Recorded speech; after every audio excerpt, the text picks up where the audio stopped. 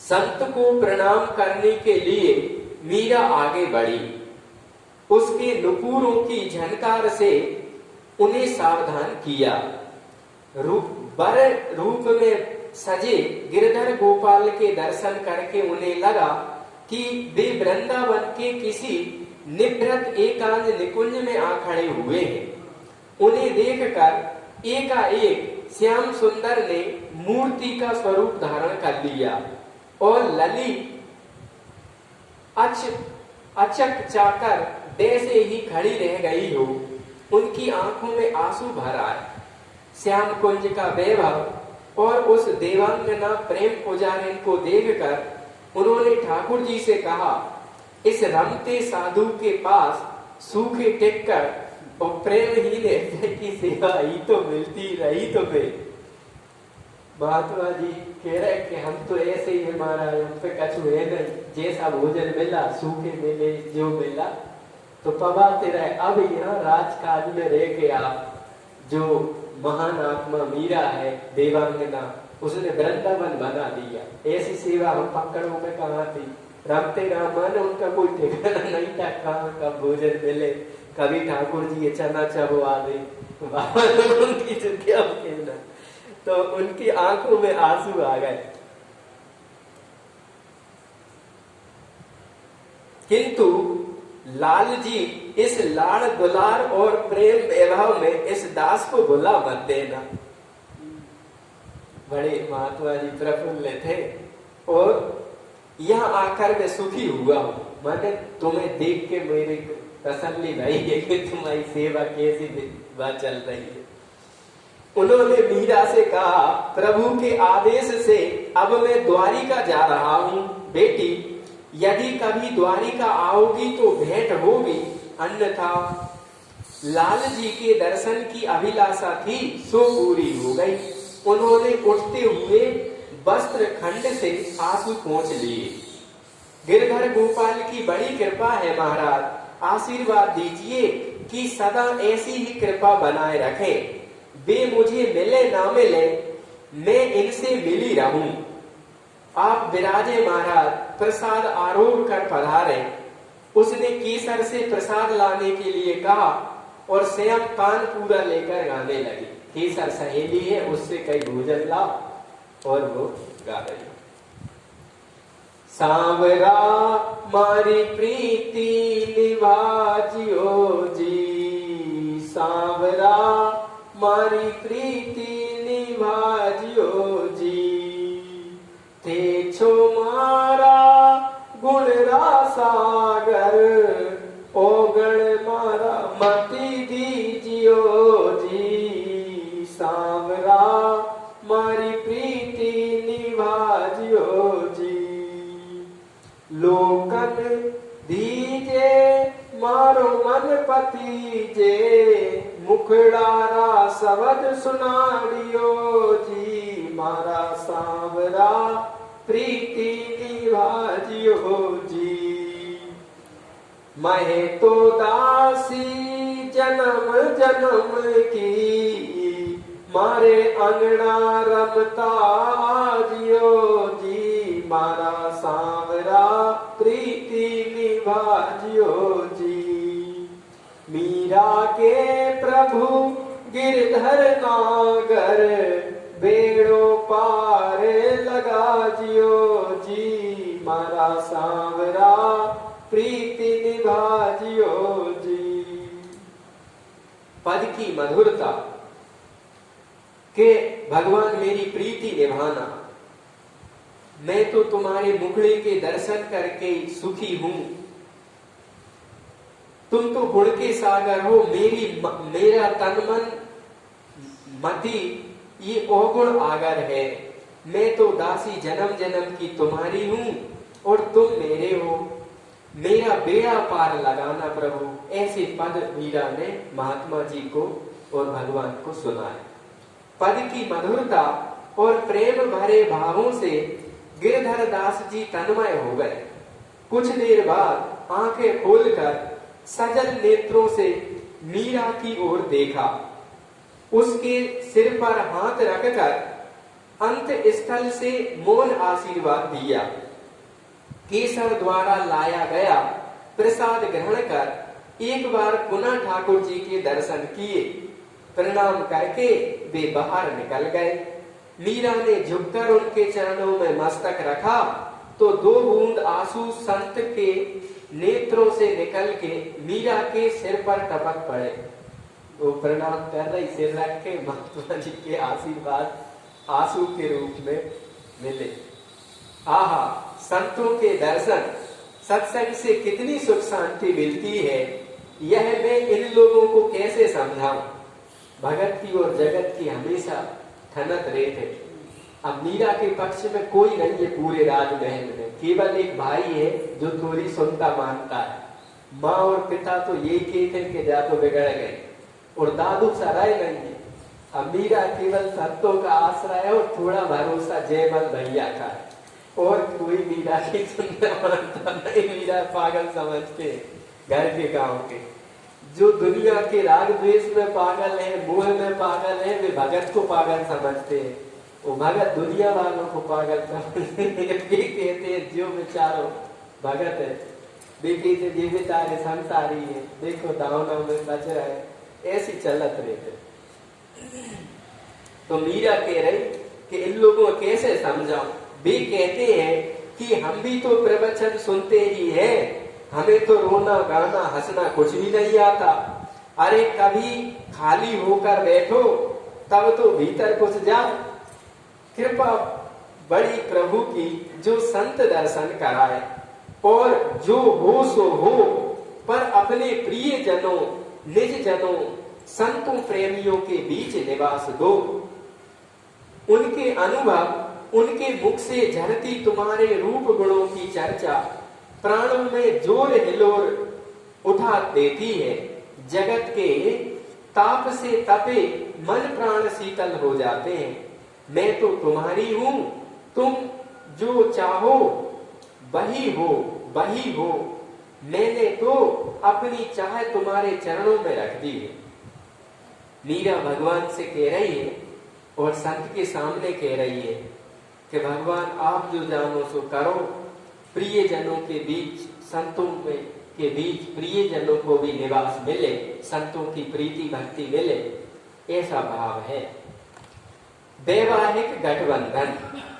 अक्षय तृतीया का प्रभाव। प्रातः काल मीरा पलंग पर सोकर उठी तो दासियां चकित रह गई। उन्होंने दौड़कर झाला जी और राणावत जी को सूचना दी। उन्होंने आकर देखा कि मीरा विवाह के साज से सजी है। बाहों में खांचों समेत दांत का कदर, बाई का चूड़ला विवाह के समय बर के यहाँ से वधू को पहनाने के लिए हाथी दांत की चूड़ियां आती हैं, जिस पर यहाँ से वधू को, जिस पर सोने के पानी से चित्रकारी की जाती है। इसे चंदन बाई का कहा जाता है। इन चूड़ियों में से जो कोहनी के ऊपर पहनी जाती है उन्हें खांच कहते हैं। गले में तमड़ियों, यहाँ भी ससुराल से आने वाले गले का आभूषण है, जिसे सधवा स्त्रियां मांगलिक अवसरों पर पहनती है। मंगल सूत्र मान लो। छींक और बीजासन, नाक में नथ, सिर पर रखड़ी, सिरोभूषण को मांग में भर पहनती है सोने का। हाथों में रची मेहंदी, दाहिने हाथ में हस्त मिलाप का चिन्ह और साड़ी की पटली में खोसा हुआ पीतांबर का गठजोड़ा, चोटी में गूंथे हुए फूल और केसों में पिरोए गए मोती, कक्ष में और पलंग पर फूल बिखरे हुए। माने वे सारे लक्षण अक्षय तृतीया की सुबह सखियों ने देखे, जो विवाहित स्त्री पुरुष के कमरे में होते हैं, जो लक्षण दिखते हैं। और दासियों ने माता पिता बता दी कि आज मीरा देखो कैसे आभूषणों में सजी धजी उठी है सोकर। तो वो सब देख रहे हैं। क्या मीरा, यह क्या है? बारात तो अब आएगी ना? राणावत जी ने हड़बड़ा के पूछा। आप सबको मुझे ब्याने की बहुत हांस थी ना। आज पिछली रात को मेरा विवाह हो गया, मीरा कह रही पिताजी से। मीरा ने सिर नीचा करके पांव के अंगूठे से धरा पर रेखा खींचते हुए कहा, प्रभु ने कृपा करके मुझे अपना लिया, भावा हुकुम। मेरा हाथ थामकर उन्होंने मुझे भवसागर से पार कर दिया। उनकी आंख में हर्ष के आंसू निकल पड़े। ये गहने तो अमूल्य है मीरा, कहां से आए? झाली जी ने, मां ने मीरा से पूछा कि ये हमारे गहने तो थे नहीं, ये तो ऐसे लग रहे जैसे ससुराल से आए हो, जो तुम गहने पहने और आज बारात आएगी और तुम पहने सारे में आभूषण, क्या है ये?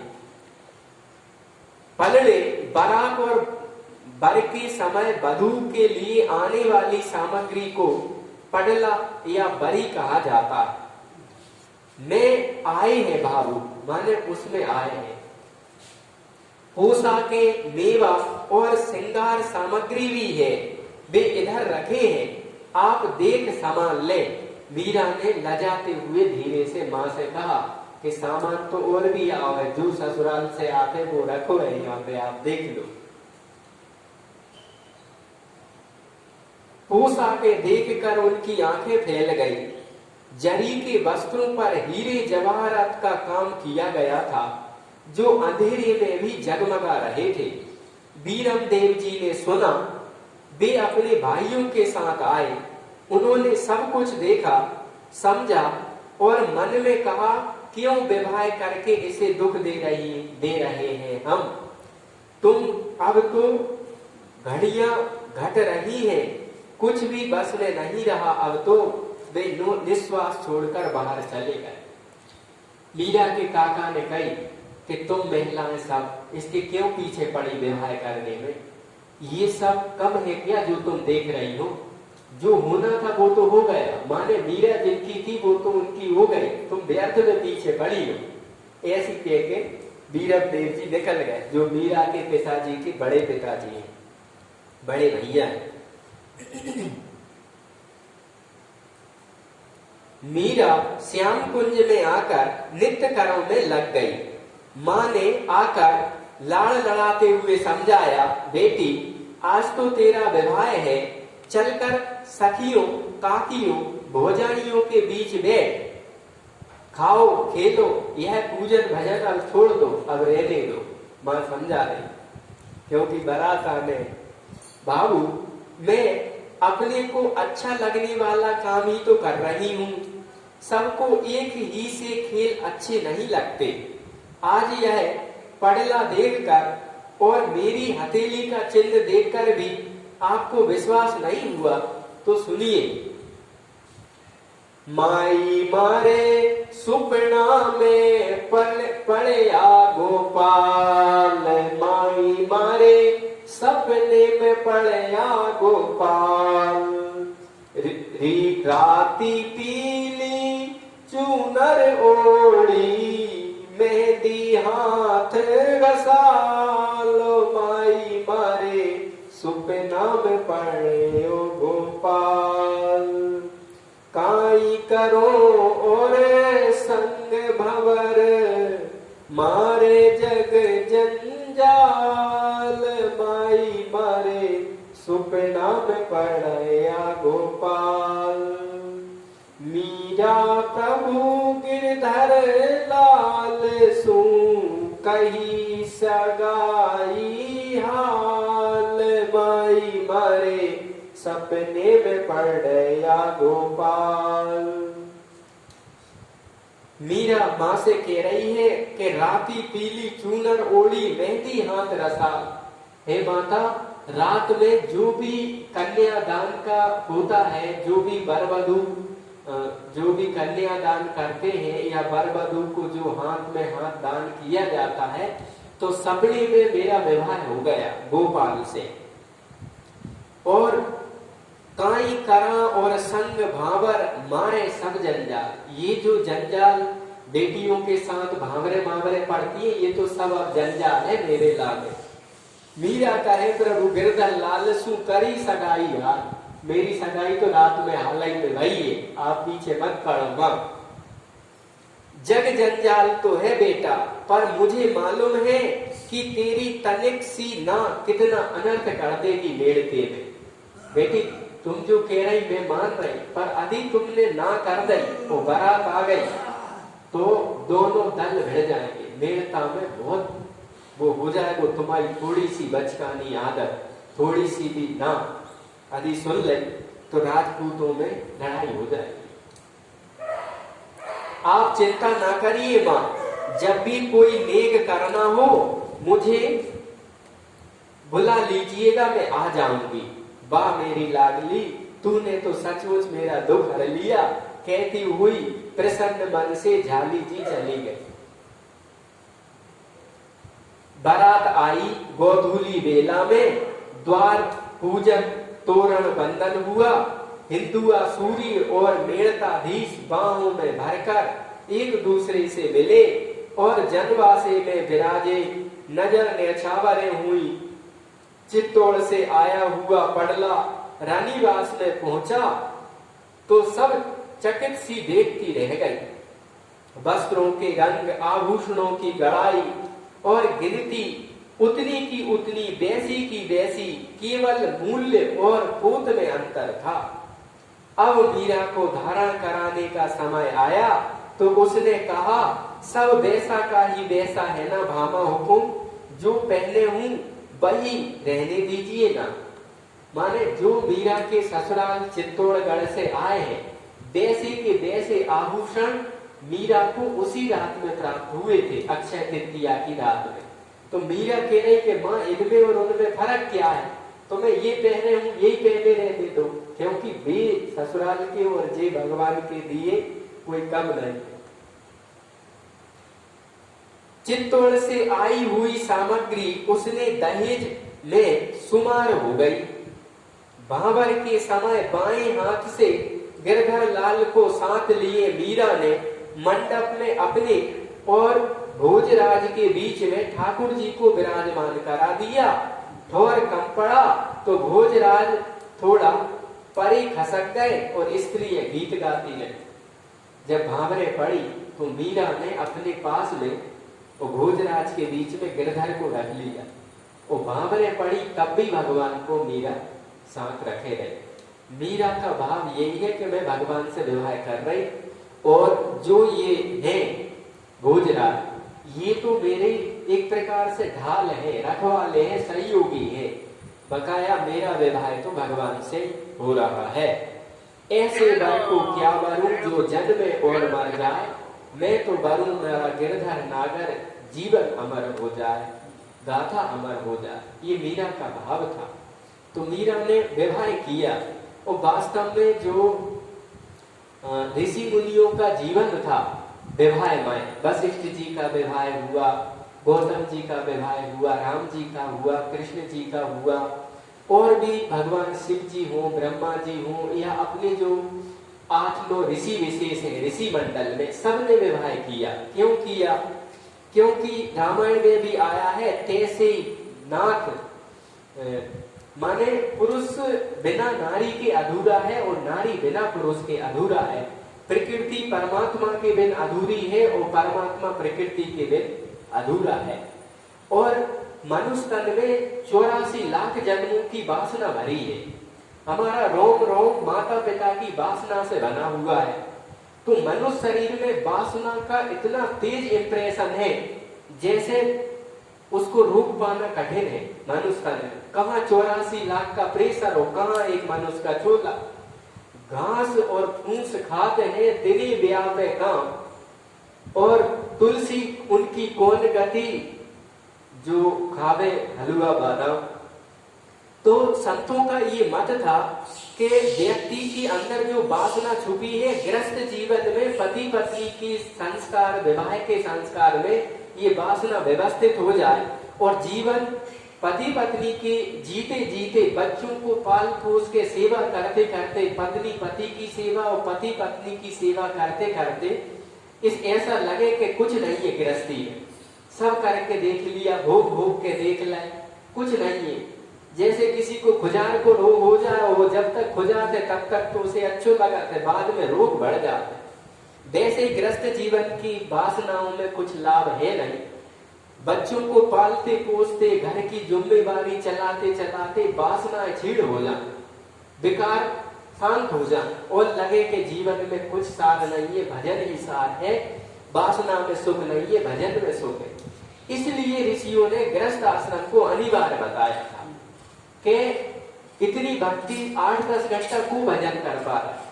कोई महापुरुष है जो भजन कर रहे हैं, नहीं। वेद व्यास जी महाराज 2 घंटा ध्यान करते थे, और भूख लगती तो बेरी के फल खाते थे, उनका नाम बादरायण पड़ गया।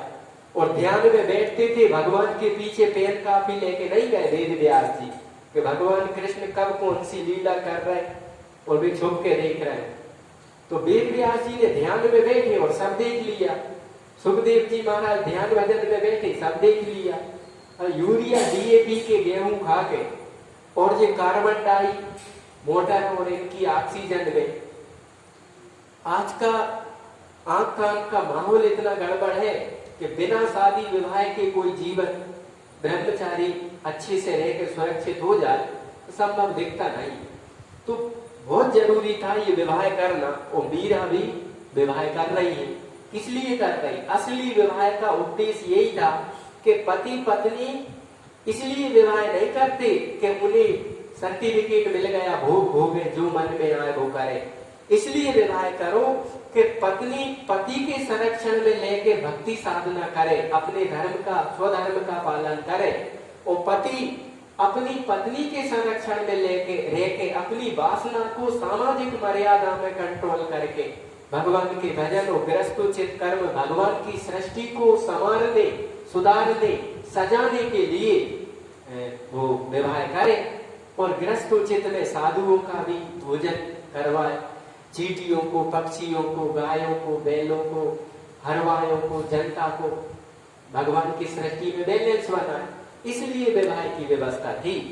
लोगों ने डबल बेड का सिस्टम कर दिया, ब्रह्मचार्य की शिक्षा नहीं है पति पत्नी को, इसमें जो है ना विवाह की जो है ना वो मर्यादा खत्म हो गई। तो मीरा जो है ना वो भगवान से विवाह कर रही है, और भोजराज तो उनकी ढाल बन के है।